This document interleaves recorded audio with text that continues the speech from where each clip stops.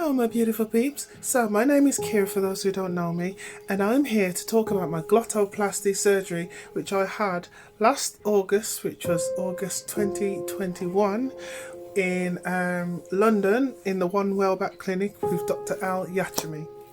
Right, so a lot of guys have asked what it's like afterwards and what you sound like afterwards, and there's a lot of subjects that aren't touched on. Don't know why, but it was rare. It was hard for me to find out information about this as well. So first of all, let me just say, doctor, amazing. The doctor was amazing. The whole clinic, everything about it, the way you treated from the second you get in there was perfect. And I was booked in at 9 o'clock. I was on my way home by 11 o'clock in the morning. This was so fantastic. And this is the outcome of my surgery. Now, January 2022, and my voice has settled, and this is what I sound like.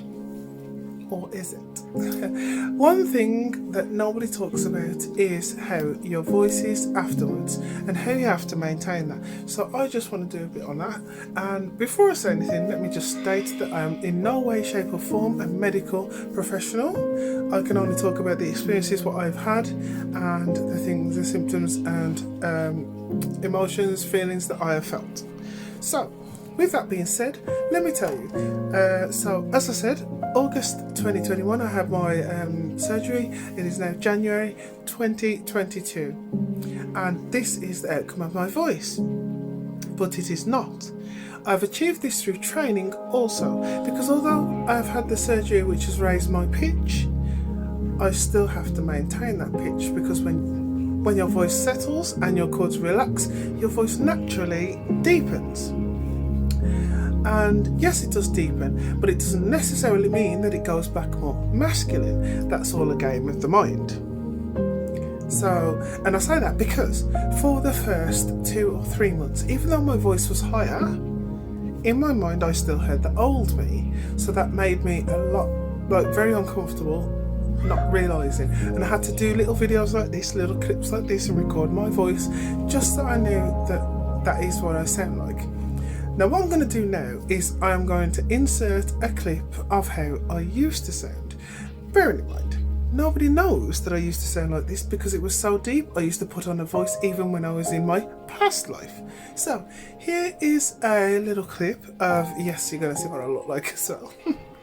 But here is what I used to sound like. Morning y'all, it is Wednesday the 10th of October. This is opening day of Foundry Gym Black Country, or Foundry Gym Dudley. So I'm thinking, the first thing I'm going to be thinking, oh by the way, it opens at 9 o'clock, the time is 8:56, so I'm heading there now. I just want to see what it's like before everybody gets up in there. So hopefully we're going to be like the first people in there. Right, well. So as you can tell from that clip, my surgery was a massive change for me, because imagine looking like this and sounding like that. Yes, I got a few looks. Life was harder then. But now I feel amazing, and it's all thanks to what that clinic done for me and that surgery. So on to the more important things which people don't really hear about, what people really want to know. How deep is my voice now? Well, let me tell you that when I first came out of my surgery and first started to talk, I took it for 3 weeks with no sound whatsoever because I wanted the maximum healing. When I first came out, I was talking up here, and this was my voice at first, which to me was fantastic because of how deep my voice was, but to everyone else I sounded like the squeaky tubby.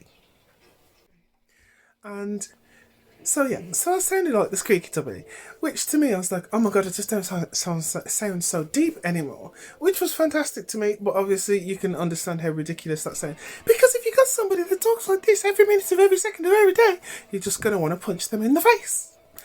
And yeah, so after time, after my vocal training, my voice settled, it started to drop, and after a few months it kept dropping. Now, nobody really explains to you how much it actually drops and the maintenance that you have to do. Like, your voice is a tool. It's a tool that you own and control yourself. So if you don't exercise it, you won't get the outcome you desire.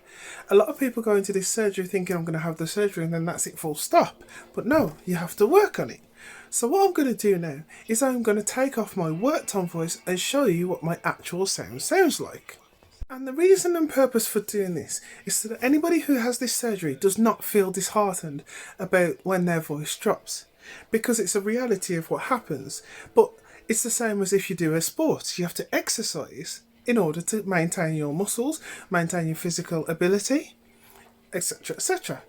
So, here is my voice now, which I've worked to maintain to control, so I can do this 24/7.